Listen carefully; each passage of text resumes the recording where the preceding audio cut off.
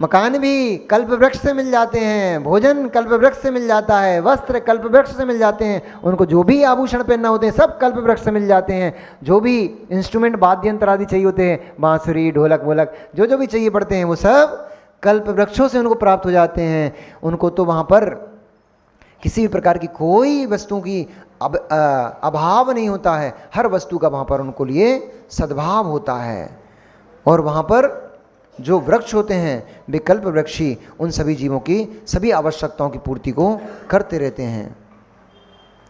ऐसा वहाँ भोग भोगते हुए जीव अपने अंतिम समय में एक पुत्र एक पुत्री युगलिया को जन्म दे करके मृत्यु को प्राप्त हो जाते हैं। और वहाँ पर विकलेंद्रीय नहीं होते, यानी 2 इंद्रिय 3 इंद्रिय 4 इंद्रिय जीव वहाँ पर नहीं होते, केवल 5 इंद्रिय जीव त्रियंश मनुष्य होते हैं और 1 इंद्रिय भी होते हैं, क्योंकि पानी होता है, घास होती है, ठीक है, इसलिए 1 इंद्रिय तो होता है, लेकिन विकल इंद्रिय 2 इंद्रिय 3 इंद्रिय 4 इंद्रिय जीव वहाँ पर नहीं होते हैं। हाँ, वहाँ का जो पानी रहता है वह जलचर जीव से शून्य रहता है, मछली मगरमच्छ आदि आदि जीव वहाँ के जल में नहीं पाए जाते हैं, इसलिए उनका प्राशुक ही पानी रहता है, उनका पानी अप्राशुक नहीं रहता है, ठीक है। और ज्योतिरांग नाम के वहाँ पर कल्प वृक्ष होते हैं, उनसे हमेशा हमेशा प्रकाश फैला रहता है, तो कभी वहाँ पे अंधेरा होता ही नहीं, इसलिए वहाँ पर रात दिन का भेद नहीं होता। समय बीतता जाता है, समय बीतता जाता है, और बीतते बीतते जैसे आयु पूर्ण होती है वे जीव युगलिया को जन्म देते हैं, और युगलिया को जन्म करके मरण करके वे जीव नियम से स्वर्ग में ही जाते हैं, क्योंकि समता परिणामी जीव होते हैं। अखिलेश भैया, ये बहुत गजब की बात है। सारी साधना एक तरफ रखी है, सारी साधना एक तरफ, समता परिणाम एक तरफ, और कितनी घोर घोर तप करते रहो लेकिन परिणाम संक्लेशित बने हैं, आपका तप निरर्थक हो जाएगा। कितनी ही घोर घोर तपस्या करते रहो, कितने ही कष्ट में, मतलब व्रत करते रहो, उपवास करते रहो, अपना कितने ही अपने जीवन को अपने शरीर को कष्ट देते रहो, कितने ही उपसर्गों का सहन करते रहो, कितने ही परिचय आदि को झेलते रहो, लेकिन परिणाम समता परिणाम नहीं है, परिणामों में निर्मलता नहीं है, आपका सारा तप सारा अनुष्ठान व्यर्थ हो गया। और अल्प साधना भी करते हो, इसलिए ये मुनिराज अल्प समय में कर्मों की छपना करके और मोक्ष को प्राप्त कर लेते हैं, केवल ज्ञान को प्राप्त कर लेते हैं। क्यों? असंख्यात नहीं, अनंत भवों में पाप कर्म करके इकट्ठे किए थे, पाप कर्मों को इकट्ठा किया था, लेकिन एक भव में केवल उत्कृष्ट जिन मुद्रा को धारण करके और भावलिंगी मुनिराज बन करके आत्मानुभूति को लेते हुए संपूर्ण कर्मों की छपना कर देते हैं। उपसंभाव सबसे बड़ा तप, उपसंभाव। 80 प्रहार हो, बसूले से छील दिया जाए, चाहे सर में माथे में कीले ठोक दिए जाए, चाहे सिगड़ी सर पर रखकर आग लगा दी जाए, चाहे सियालनी पैर खा ले, चाहे शेरनी पेट फाड़ दे, चाहे दुष्ट देव उठा करके पर्वत से फेंक दे नीचे, शरीर टुकड़े टुकड़े हो जाए, तब भी ये धन्ना ते भगवंता, धन्य है इन दिगंबर मुनिराजों की परिचय सहन करने की क्षमता और अपने अंदर की वीतरागता। ये मुनिराज किंचित मात्र भी अपने मन में विकार को उत्पन्न नहीं होने देते हैं, अपने मन को विचलित नहीं होने देते हैं। अभी आपने घटना देखी, एक शर्मनाक और दर्दनाक घटना। चौथे काल में तो हमने ऐसी घटनाओं को सुना था, और कसाईयों का समय जब इस भारत भूमि पर था, जो क्रूर लोग थे उनका समय जब इस भारत भूमि पर था, उन्होंने मुनिराजों को काट काट के फेंक दिया। 700 मुनिराजों के गले काट कर फेंक दिए थे इस भारत भूमि पर। वो समय भी आया था, वो समय निकल गया, लेकिन अभी भी पूरे भारत देश में क्या, पूरे विश्व में प्रत्येक जीव को स्वतंत्र जीने की स्वतंत्रता है, और प्रत्येक संप्रदाय को स्वतंत्र अपने धर्मों को स्वीकारने की, धर्मों को मानने की स्वतंत्रता है। पर क्या जैन धर्म को, जैन संप्रदाय को अपने धर्म को स्वतंत्र रूप से मानने की स्वतंत्रता नहीं है क्या? आज भी ऐसे क्रूर लोग हैं, कैसे उनकी रूह कांप नहीं उठती है, कैसे उन जीवों के हाथ ऐसे दिगंबर तपोधनों के ऊपर उड़ जाते हैं कि टुकड़े टुकड़े करके शरीर को फेंक दिए। धिक्कार के योग वे जीव हैं, धिक्कार के योग। और जो जीव जिन्होंने ये कृत्य किया वे तो नियम से नरक के ही भाजन होंगे, क्योंकि दिगंबर मुनिराज के ऊपर उंगली भी कोई उठाता है उस जीव को नरक का बंद हो जाता है। और विश्वास ना हो तो सारे इतिहास उठा करके देख लो, चाहे श्रेणिक को उठाकर देख लो, चाहे कोड़ किसको हुआ था, श्रीपाल के जीव को उठा करके देख लो, चाहे जितने भी और बहुत सारी कहानियां कथाएं हैं, एकमात्र टोकरी कचड़े की फेंक दी थी तो 700 कोड़ी हो गए थे। टोकरी मात्र फेंक दी थी कचड़े की और 700 ने ताली बजा दी थी तो 700 कोड़ी हो गए थे। कितने कैसी ऐसी कहानियां भरी पड़ी हैं कि जब जब दिगंबर मुनिराज के ऊपर उपसर्ग हुआ है तब तक उन जीवों की दुर्गति ही दुर्गति हुई है। एक रानी का कथन आता है, दिगंबर मुनिराज को देख करके उनके अपमान कर दिया था, उनको देख करके मात्र ये बोल दिया था, ओ कौन सा नंगा घिनावना प्राणी मेरे सामने से निकल गया, मेरे रूप में बाधा उत्पन्न कर दी। उसके प्रभाव से क्षण मात्र में वे मुनिराज जंगल वापस नहीं पहुंच पाए थे और वह रानी कोड़ी हो गई थी, पूरे चेहरे का उसका कोड़ टपकने लग गया, गलित कुष्ठ चेहरे में लग गया था, वो पूरा चेहरा टपकने शुरू हो गया था। मुनिराज जंगल भी नहीं पहुंच पाए थे। और केवल ये चौथे काल की घटना नहीं है, पंचम काल में मैंने अपनी आंखों से ये चमत्कार देखे हैं कि जिन व्यक्तियों ने मुनिराज की अवहेलना की है, जिन व्यक्तियों ने मुनिराज के ऊपर उपसर्ग किया है, वे लोग कुमरण को प्राप्त हुए। मेरी आंखों के देखते देखते वे लोग कुमरण को प्राप्त हुए हैं। जिन जिन जीवों ने मुनिराज की निंदा की, जिन जिन जीवों ने मुनिराज की निंदा की, वे बड़े बड़े विद्वान होकर भी, शास्त्र के ज्ञानी होकर वे अपना मल ही चाटते मिले अंत में। इसलिए भैया सेवा कर पाओ तो करना,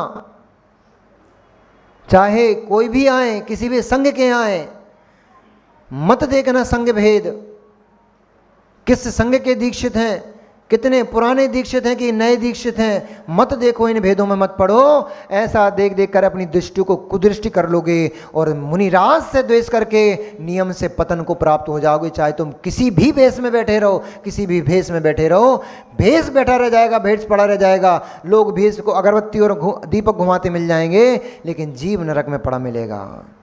समय बीतता जाता है, समय बीतता जाता है और इस भूमि पर, इस भरत क्षेत्र में, ऐरावत क्षेत्र में काल परिवर्तन होता है। वह पहला काल बीतते बीतते कितना समय होता है, चार कोड़ा कोड़ी सागर तक। 1 करोड़ में 1 करोड़ का गुणा करो तो 1 कोड़ा कोड़ी हो गया। 1 crore into 1 crore is equal to 1 कोड़ा कोड़ी। ऐसे 4 कोड़ा कोड़ी सागर का प्रमाण बहुत बड़ा है, असंख्यात वर्ष सागर प्रमाण वहाँ पर जीव सुख का भोगन करते हैं। इतनी उस काल की आयु, उसके बाद 4 कोड़ा कोड़ी सागर की आयु पूर्ण होती है। उसके बाद द्वितीय काल प्रारंभ हो जाता है। यहाँ पर अब उत्तम भोग भूमि की व्यवस्था समाप्त हो जाती है, मध्यम भोग भूमि की व्यवस्था प्रारंभ हो जाती है, यानी हीनता आ गई। क्योंकि अवसर्पणी काल है, इसलिए सभी चीज़ यहाँ पर घट जाएंगी। जैसी पहले हाइट हुआ करती थी 3 कोस, अब हाइट हो जाएगी 4000 धनुष, यानी 2 कोस, उत्कृष्ट अवगाहना 2 कोस। आयु पहले हुआ करती थी 3 पल, अब आयु हो गई 2 पल। पहले वे जीव सुख से निवास किया करते थे और अब उनके सुख में थोड़ी, अभी भी सुखी रहते हैं, क्लेश कुछ भी नहीं है, कष्ट कुछ भी नहीं है, फिर भी जो प्रथम भोग भूमि में जिए थे अब वैसी नहीं रही। द्वितीय भोग भूमि में थोड़ी न्यूनता आ गई, आहार में भी न्यूनता आ गई है। पहले 3 दिन के बाद एक बार भोजन करते थे, अब 2 दिन के बाद एक बार भोजन करते हैं, उसमें भी वृद्धि हो गई है। पहले बेर के बराबर करते थे, अब बहेड़े के बराबर करते हैं। पहले जैसा जैसा वातावरण में, मौसम आदि में जैसा जैसा उत्कृष्टता थी, उसमें भी हीनता। ऐसे सभी क्रियाओं में, सभी वस्तुओं में थोड़ी हीनता आ जाती है। ये इस द्वितीय भोग भूमि, उत्तम मध्यम भोग भूमि जो काल है, इस मध्यम भोग भूमि की आयु यहाँ पर बचती है 3 कोड़ा कोड़ी सागर। 3 कोड़ा कोड़ी सागर की इस द्वितीय काल की आयु 3 कोड़ाकोड़ी सागर, 4 कोड़ाकोड़ी सागर की उत्तम भोग भूमि की थी, 3 कोड़ाकोड़ी सागर की यहाँ पर काल बचा। ऐसे ही बीते बीते वे जीव भी नियम से कहाँ जाते हैं, क्योंकि वो भी क्लेश से युक्त नहीं होते हैं, कसायों से युक्त नहीं, पापों से युक्त नहीं होते, वे भी जीव भी नियम से स्वर्ग ही जाते हैं। लेकिन उत्तम भोग भूमि के जीव ऊपर जाते थे, मध्यम भोग भूमि थोड़ा तो घट जाता है, अप्स एंड डाउन्स हो जाते हैं। इसके 3 कोड़ाकोड़ी सागर के पूर्ण होने पर फिर यहाँ पर तीसरा काल प्रारंभ होता है। पहला काल कौन सा था, सुषमा, सुषमा काल, सुख ही सुख था। दूसरा काल था सुखमा अथवा सुषमा, दूसरा काल सुषमा। इस सुषमा काल में थोड़ा सुख घट गया, इसलिए सुषमा सुषमा पीछे का हट गया, सुषमा बचा। अब तीसरा काल प्रारंभ होता है सुषमा दुष्मा। किंचित इस काल में दुख प्रारंभ होगा, लेकिन वो भी प्रारंभ में नहीं होगा, अंत समय में होगा, इसलिए इस काल का नाम सुषमा दुष्मा। यहाँ पर लोगों की अवगाहना जो हाइट थी वो हो गई 2000 धनुष, यानी कि कितने कोस, 1 कोस। और जो आयु थी वो कितनी बची, 1 पल्ले। और जो वहाँ पर भी सुखों का थोड़ा थोड़ा अभाव होने लग गया, कम होने लग गया। और यहाँ पर भी जो युगलिया होते थे उत्तम भोग भूमि जैसे मध्यम भोग भूमि में और मध्यम भोग भूमि जैसे ही जघन्य भोग भूमि में बच्चों के जन्म देने का क्रम वही था, जन्म देते थे और मृत्यु को प्राप्त हो जाते थे। काल बीतता गया, जब लगभग 40-45 कुछ समय बचता है, 1,42,000 वर्ष कम, 1 लाख वर्ष पूर्व जब समय बचता है, उतने समय पहले यहाँ पर भोग भूमि का जघन्य समय आ जाता है, जघन्य भोग भूमि का भी जघन्य समय, अंतिम समय आ जाता है। उस समय पर यहाँ पर जीवों को कष्ट होना प्रारंभ हो जाता है। और जो कल्प वृक्ष थे, जिन कल्प वृक्षों से इनको भोग की सामग्री प्राप्त होती थी, वे कल्प वृक्षों की आभा कमजोर पड़ने लग जाती है, मंद पड़ने लग जाती है। तो जैसे उत्तम भोग उनको प्राप्त होते थे, वैसे उत्तम वृक्ष अब वो नहीं दे पाते। जो भी सामग्री मांगते थे, पहले जैसे मान लो इतनी मांगी तो उतनी मिलती थी, फिर दूसरे में उतनी जितनी मांगते तो उससे थोड़ा कम मिलने लग गई, हीन मिलने लग गई। अब तो लेकिन मांगो ज़्यादा, मिलता कम था, इसलिए बहुत कष्ट होने लग गया। कष्ट होने लग गया तो फिर समय परिवर्तित हो गया, और जैसे जैसे कष्ट होने लग गया वैसे वैसे फिर यहाँ पर अंतिम समय में 14 कुलकरों की उत्पत्ति हुई। जब ऐसी व्यवस्था होने लग गई कि कल्प वृक्ष मंद पड़ गए, फिर आवश्यकताओं की पूर्ति नहीं होने पा रही थी, तो फिर लड़ाई झगड़े होने लग गए, एक दूसरे से द्वेष करने लग गए। तो ऐसे समय में फिर व्यवस्था को कैसे सुचारू चले, व्यवस्था कैसे सुचारू चले, तब वहाँ पर 14 कुलकरों की क्रम से उत्पत्ति होती है, जिनमें सबसे पहले कुलकर प्रसेनजित नाम के, सबसे पहले प्रतिभूति नाम के सबसे पहले कुलकर उत्पन्न हुए। प्रतिभूति नाम के सबसे प्रथम कुलकर उत्पन्न हुए। ये 3 भव का ज्ञान रखते थे, अवधि ज्ञानी थे। ये 3 भव का ज्ञान रखते थे, और 3 भव का ज्ञान रखने से उनको ये पता पड़ गया कि पहले व्यवस्था कैसी चलती थी। तो इसलिए उन्होंने क्या किया कि कल्प वृक्षों को क्षेत्रों में बांट दिए। भैया अभी तो ये होता था कोई भी कहीं भी जाके कहीं भी कल्प वृक्ष से ले लेता था सामान। अब उन्होंने पूरब, पश्चिम, उत्तर, दक्षिण रूप कल्प वृक्ष विभाजन कर दिया कि पूरब के लोग पूरब के कल्प वृक्ष यूज करेंगे, पश्चिम के लोग पश्चिम के कल्प वृक्ष करेंगे, उत्तर के लोग उत्तर के कल्प वृक्ष करेंगे, दक्षिण के लोग दक्षिण के कल्प वृक्ष। इस प्रकार से विभाजन किया। इनके बहुत इनके समय असंख्यात वर्षों का जब इनका समय बीत गया, तब फिर दूसरे नंबर के सनमति नाम के कुलकर उत्पन्न हुए। उन्होंने भी विभाजन में और विभाजन किया। फिर तीसरे क्षेमंकर नाम के कुलकर उत्पन्न हुए। इन कुलकरों को मनु भी बोलते हैं। हिंदू धर्म में, हिंदू परंपरा में मनु के नाम से इनको जाना जाता है। तो ये क्षेमंकर नाम के कुलकर हुए। फिर जैसे ही और विभाजन हो गया, अब क्षेत्र क्षेत्र में हो गए, यहाँ तक पहुँचते पहुँचते क्षेत्रों में विभाजन हो गया। मध्य प्रदेश वाले मध्य प्रदेश के करेंगे, उत्तर प्रदेश वाले उत्तर प्रदेश का करेंगे, बिहार वाले बिहार का करेंगे, ऐसे क्षेत्रों में विभाजन हो गया। और फिर इनके बाद फिर सीमंकर नाम के कुलकर उत्पन्न हुए। फिर उसमें भी वर्ग बढ़ने लग गए, डिस्ट्रिक्ट बन गए, संभाग बन गए। ये सब पूरी व्यवस्था कहाँ, जैसी आपके यहाँ चलती है ना संभाग क्षेत्र आदि की, वैसी वहाँ पे भी चली थी। तो संभाग आदि हो गए। फिर सीमंदर नाम के हुए, उन्होंने और विभाजन करवा दिया।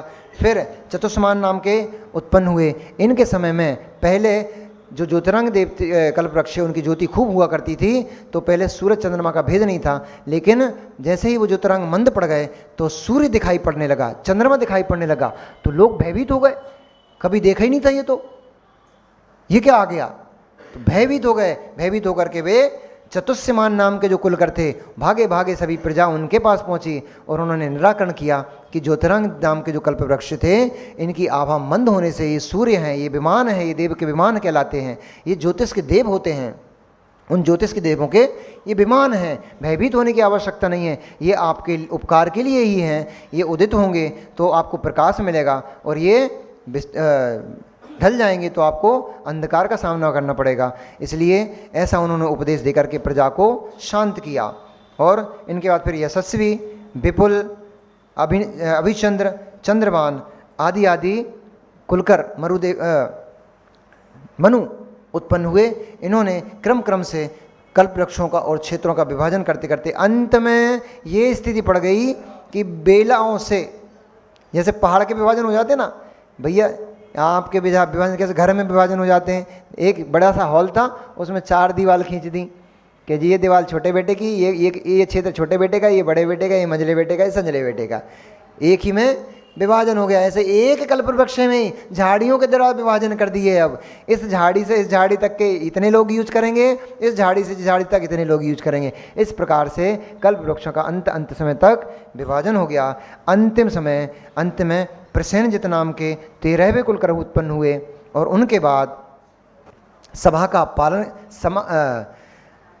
प्रजा का पालन करने वाले अंतिम मरुदेव नाम के कुलकर उत्पन्न हुए, जिनका नाम नाभिराय, मरुदेव नहीं, मरुदेवी तो उनकी पत्नी का नाम था, नाभिराय नाम के कुलकर उत्पन्न हुए, जो कि भगवान आदिनाथ स्वामी के पिता थे। उनके समय में मात्र एक कल्पवृक्ष बचा था जो भी उनके आंगन में था, से सभी कल्पवृक्ष नष्ट हो गए थे। त्राही त्राही मचने लग गई, लोग भूख से व्याकुल होने लग गए, प्यास से व्याकुल होने लग गए, क्योंकि जानते तो कुछ थे ही नहीं। अभी तक तो सब हाथों हाथ मिलता था, इसलिए इन बेटा बेटियों को कुछ सिखा कर रखो, अम्माओ इनको बनाना सिखा दिया करो, नहीं तो फिर रोएंगे ये लोग बाद में, पराए घर जाके कहेंगे हमें तो कुछ बनाना आता नहीं, भैया होटल से ले आओ, लड़ाई झगड़े होंगे। तो इसलिए वहाँ पे भी ऐसे ही होने लग गया, त्राही त्राही मचने लग गई कि अब हमारा जीवन का पालन कैसे हो। ऐसे समय पर नाभिराय कुलकर ने वहाँ पे 80 आदि षट कर्मों को, ये तो उनने बताया था, नाभिराय ने फिर कर्म करने का उपदेश दिया। कैसे दिया अब वो हम आपको कल बता पाएंगे, क्योंकि समय से अधिक हो गया है। आप लोगों को भी जैसे उनको आकुलता होने लग गई भूख प्यास से, ऐसे आपको भी आकुलता होने लग जाएगी। इसलिए कैसे अब पुनः सृष्टि पर विभाजन हुआ, कैसे कर्म भूमि का प्रारंभ हुआ, कैसे आदिनाथ भगवान केवल ज्ञान को प्राप्त किए, राज किया, केवल ज्ञान को प्राप्त किए, मोक्ष गए, फिर कैसे अजितनाथ भगवान का आगमन हुआ, उनके समय में क्या क्या हुआ, to be continue after a small, कल सुनेंगे। भगवान महावीर स्वामी की